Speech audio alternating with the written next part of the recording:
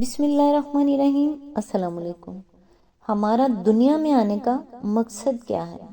دنیا کی رنگ رلیوں میں کھو کر ہم نے اپنے دل کا سکون برباد کر لیا ہے۔ اللہ نے ہمیں دنیا میں کس لیے بھیجا؟ آج ہم وہ بھول چکے ہیں۔ ہمیں لگتا ہے ہم اس دنیا میں اچھا نام، بڑا سا سٹیٹس، بڑی گاڑی، خوبصورت سا بنگلہ، بیوی، بچے، بڑے عہدے، ان سب کے لیے اللہ نے ہمیں پیدا فرمایا ہے۔ تو یہ سب سے بڑی غلطی ہے کہ ہم اپنے مقصد کو بھلا کر ان چیزوں میں کھو گئے ہیں۔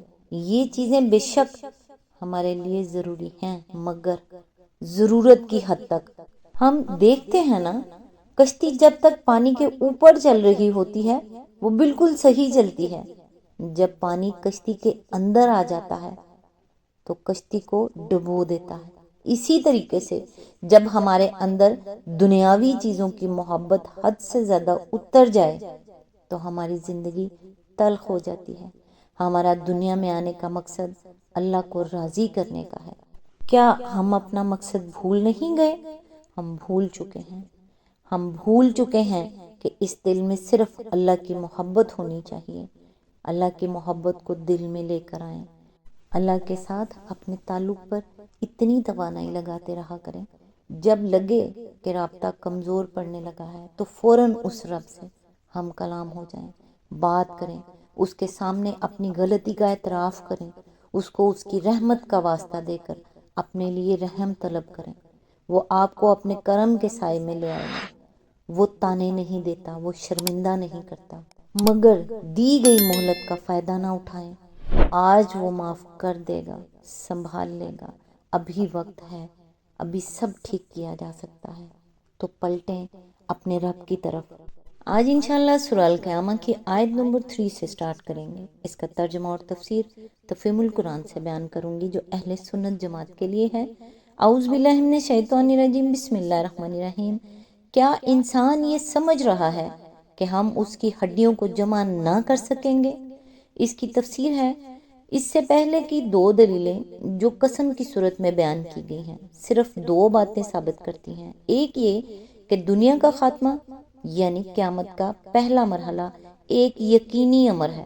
دوسرے یہ کہ موت کے بعد دوسری زندگی ضروری ہے، کیونکہ اس کے بغیر انسان کے ایک اخلاقی وجود ہونے کے منطقی اور فطری تقاضے پورے نہیں ہو سکتے، اور یہ امر ضرور واقع ہونے والا ہے، کیونکہ انسان کے اندر ضمیر کی موجودگی اس پر گواہی دے رہی ہے۔ اب یہ تیسری دلیل یہ ثابت کرنے کے لیے پیش کی گئی ہے کہ زندگی بعد موت ممکن ہے۔ مکے میں جو لوگ اس کا انکار کرتے تھے وہ بار بار یہ کہتے تھے کہ آخر یہ کیسے ہو سکتا ہے کہ جن لوگوں کو مرے ہوئے سینکڑوں ہزاروں برس گزر چکے ہوں، جن کے جسم کا ذرہ ذرہ خاک میں مل کر پراگندہ ہو چکا ہو، جن کی ہڈیاں تک بوسیدہ ہو کر نامعلوم زمین میں کہاں کہاں منتشر ہو چکی ہوں، جن میں سے کوئی جل مرا ہو، کوئی درندوں کے پیٹ میں جا چکا ہو، کوئی سمندر میں غرق ہو کر مچھلیوں کی غذا بن چکا ہو، ان سب کے اجزائے جسم پھر سے جمع ہو جائیں اور ہر انسان پھر وہی شخص بن کر اٹھ کھڑا ہو جو 10-20 ہزار برس پہلے کبھی وہ تھا۔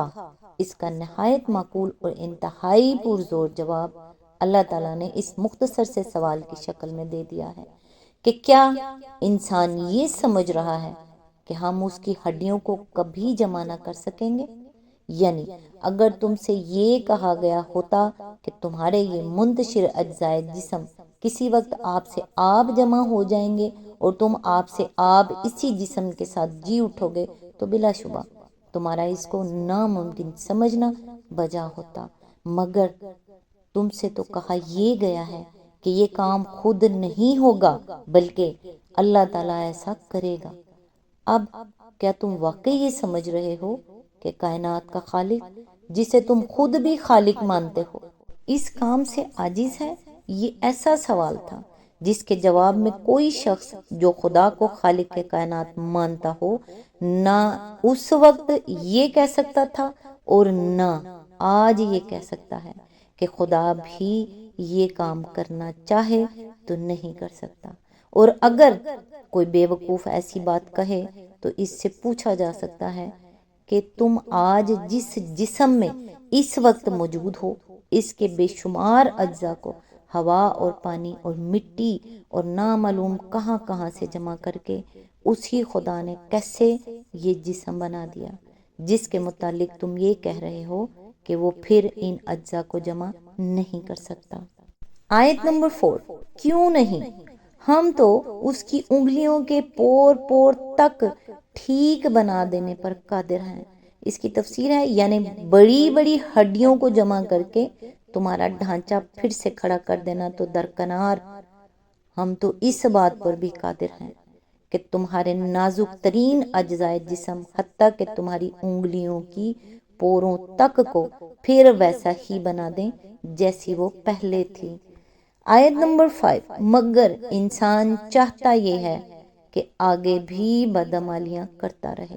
اس کی تفسیر ہے اس چھوٹے سے فقرے میں منکرین آخرت کے اصل مرض کی صاف صاف تشخیص کر دی گئی ہے۔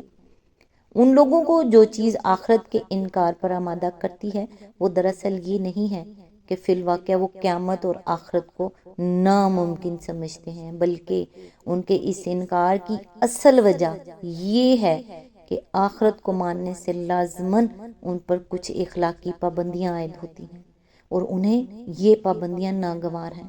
وہ چاہتے ہیں کہ جس طرح وہ اب تک زمین میں بے نتھے بیل کی طرح پھرتے رہے ہیں اسی طرح آئندہ بھی پھرتے رہیں۔ جو ظلم، جو بے ایمانیاں، جو فسق و فجور، جو بد کرداریاں وہ اب تک کرتے رہے ہیں، آئندہ بھی ان کو اس کی کھلی چھٹی ملی رہے، اور یہ خیال کبھی ان کو یہ ناروا آزادیاں برتنے سے نہ روکنے پائے کہ ایک دن انہیں اپنے خدا کے سامنے حاضر ہو کر اپنے ان اعمال کی جواب دہی کرنی پڑے گی۔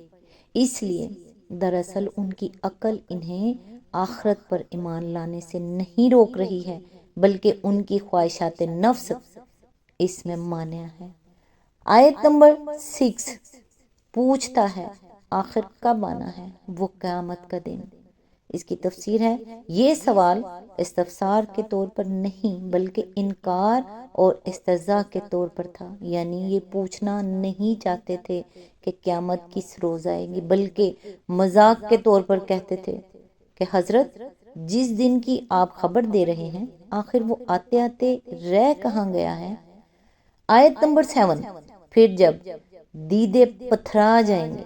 اس کی تفسیر ہے اصل میں بارکل بصر کے الفاظ استعمال کیے گئے ہیں جن کے لغوی معنی بجلی کی چمک سے آنکھوں کے چندھا جانے کے ہیں، لیکن عربی محاورے میں یہ الفاظ اسی معنی کے لیے مخصوص نہیں ہیں بلکہ خوف زدگی، حیرت یا کسی اچانک حادثے سے دوچار ہو جانے کی صورت میں، جیسے پنجابی میں کہا جاتا ہے کہ ہکا بکا رہ گیا۔ اگر آدمی ہکا بکا رہ جائے اور اس کی نگاہ اس پریشان کن منظر کی طرف جم کر رہ جائے جو اس کو نظر آ رہا ہو تو اس کے لیے بھی یہ الفاظ بولے جاتے ہیں۔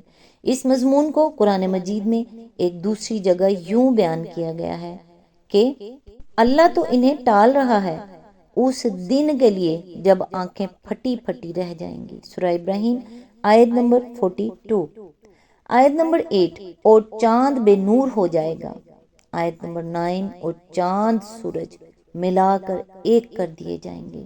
اس کی تفسیر ہے یہ قیامت کے پہلے مرحلے میں نظام عالم کے درہم برہم ہو جانے کی کیفیت کا ایک مختصر بیان ہے۔ چاند کے بے نور ہو جانے اور سورج کے مل کر ایک ہو جانے کا مفہوم یہ بھی ہو سکتا ہے کہ صرف چاند کی روشنی ختم نہ ہوگی جو سورج سے ماخوذ ہے بلکہ خود سورج بھی تاریک ہو جائے گا اور بے نور ہو جانے میں دونوں یکساں ہو جائیں گے۔ دوسرا مطلب یہ بھی ہو سکتا ہے کہ زمین یکا یک الٹی چل پڑے گی اور اس دن چاند اور سورج دونوں بیک وقت مغرب سے طلوع ہوں گے، اور ایک تیسرا مطلب یہ بھی لیا جا سکتا ہے کہ چاند یک لخت زمین کی گرفت سے چھوٹ کر نکل جائے گا اور سورج میں جا پڑے گا۔ ممکن ہے اس کا کوئی اور مفہوم بھی ہو جس کو آج ہم نہیں سمجھ سکتے۔ آیت نمبر 10 اس وقت یہی انسان کہے گا کہاں بھاگ کر جاؤں؟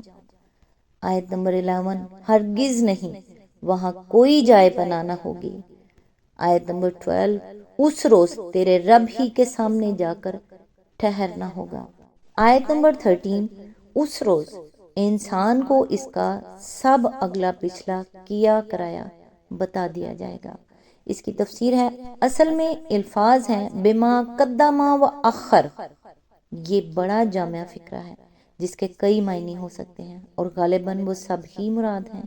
ایک معنی اس کے یہ ہیں کہ آدمی کو اس روز یہ بھی بتا دیا جائے گا کہ اپنی دنیا کی زندگی میں مرنے سے پہلے کیا نیکی یا بدی کما کر اس نے اپنی آخرت کے لیے آگے بھیجی تھی، اور یہ حساب بھی اس کے سامنے رکھ دیا جائے گا کہ اپنے اچھے یا برے اعمال کے کیا اثرات وہ اپنے پیچھے چھوڑایا تھا، جو اس کے بعد مدتہائے دراز تک آنے والی نسلوں میں چلتے رہے۔ دوسرے معنی یہ ہے کہ اسے وہ سب کچھ بتا دیا جائے گا جو اسے کرنا چاہیے تھا مگر اس نے نہیں کیا، اور جو کچھ نہ کرنا چاہیے تھا مگر اس نے کر ڈالا۔ تیسرے معنی یہ ہے کہ جو کچھ اس نے پہلے کیا اور جو کچھ بعد میں کیا، اس کا پورا حساب تاریخ وار اس کے سامنے رکھ دیا جائے گا۔ چوتھے معنی یہ ہے کہ جو نیکی یا بدی اس نے کی وہ بھی اسے بتا دی جائے گی، اور جس نیکی یا بدی کے کرنے سے وہ باز رہا اس سے بھی اسے آگاہ کر دیا جائے گا۔